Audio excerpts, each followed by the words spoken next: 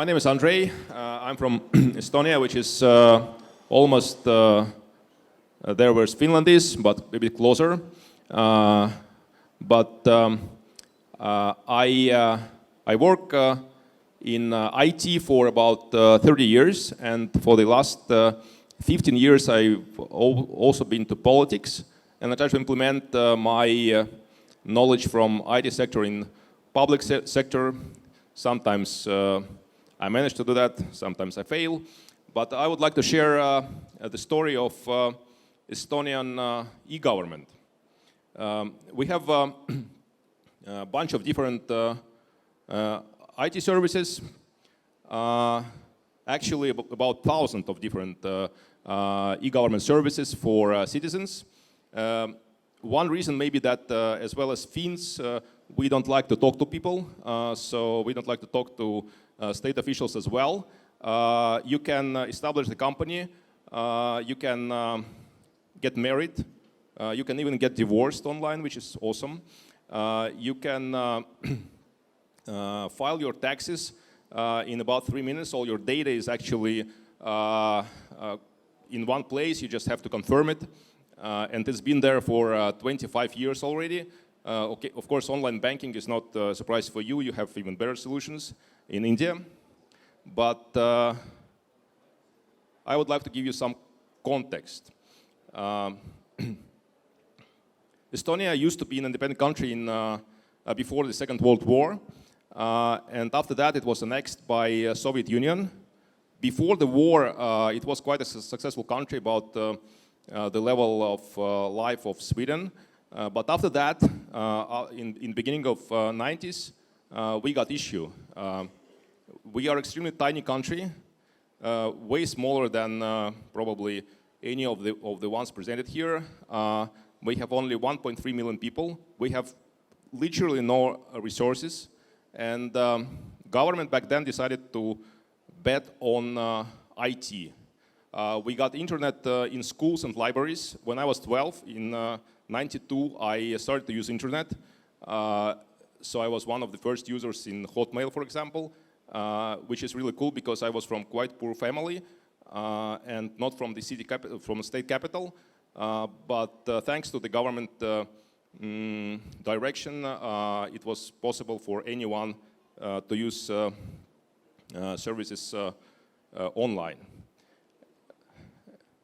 So after everyone started to use internet, in the end of 90s, government decided to build different government services. And when you build government services, it's really important that you don't start building separate apps. Because after you do that, it's really hard to connect those apps.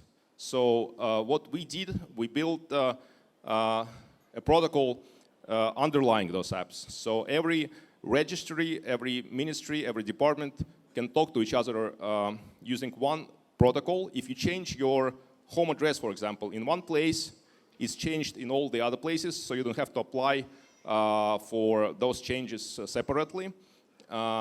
So when you have this, you can build anything on top of that. The second important thing is digital ID. So you have to identify every user of your services, and any number that you already have, like social security number, for example, or passport number, would work. You cannot use phone number because phone numbers change, but anything else would do. So those two important things are crucial for implementing resilient e-government services. So a little bit about numbers. For 20 years already, you can vote online in Estonian elections. For example, we have elections in 2 weeks, I think.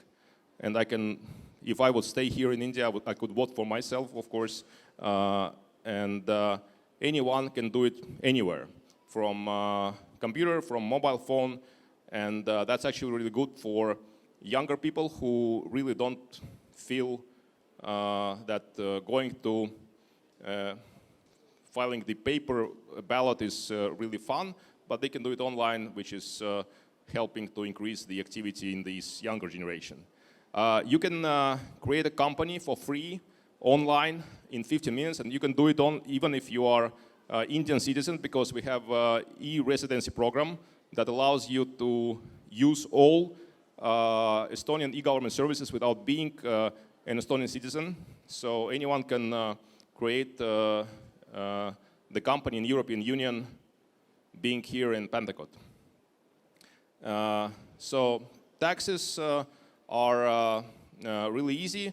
I think like 99 people out of 100 can simply press next, next, next, and the tax declaration is applied, and they get instant refund if they paid more taxes than they had to. Digital prescription is really important thing. It's not only about skipping paper prescriptions, but it's also about building trust between between state and citizens, because you know, before doctors could subscribe you a drug because they are, let's say, being affiliated with some company, but nowadays they don't subscribe you a drug, they subscribe you an active ingredient. So when you go to pharmacy, you are offered different drugs. Some are cheaper, some are more expensive, some are original, some are generic, and so on, and you choose what to buy. So there is no room for corruption in this case, which is really cool in my opinion. Important foundation for our e-government services is that we ask data only once. If government has your data, some other ministry has your data, the other ministry won't ask this again. Important foundation for our success was that we tried to do things fast. So for example, this ID card was created before the legislation was done. So if you apply this startup mentality to the government, then you can get better results than otherwise. One important thing, I personally did this law initiative in 12 years before. We actually were first in the world giving away all the data that government gathers. So private sector can build things on top of that data and offer you services that could otherwise be offered by government.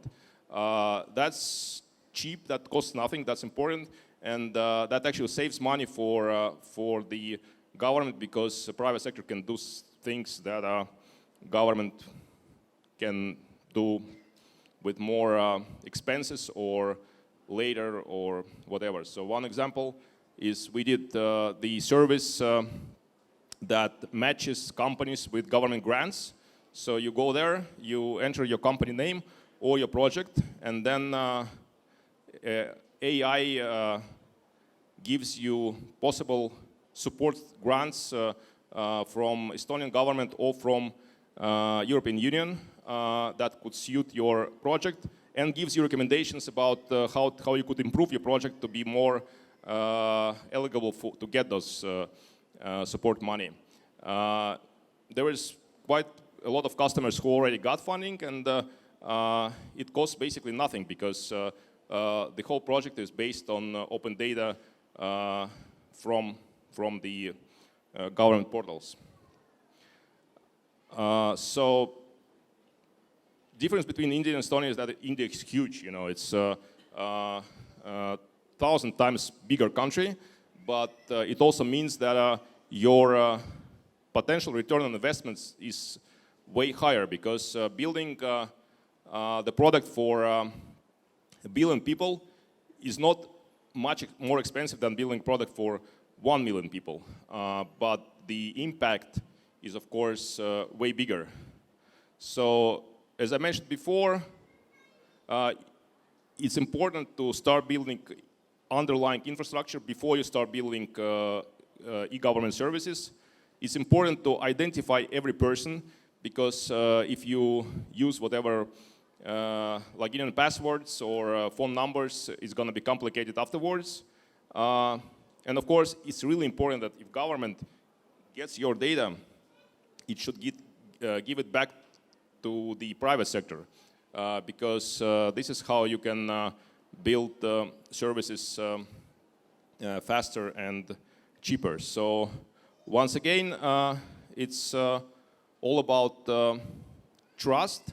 Those e-government services are not about saving money or making things more agile. It's about building trust between state and citizens, because if you can vote online, if you can get corruption-free prescriptions online, you start trusting your government more.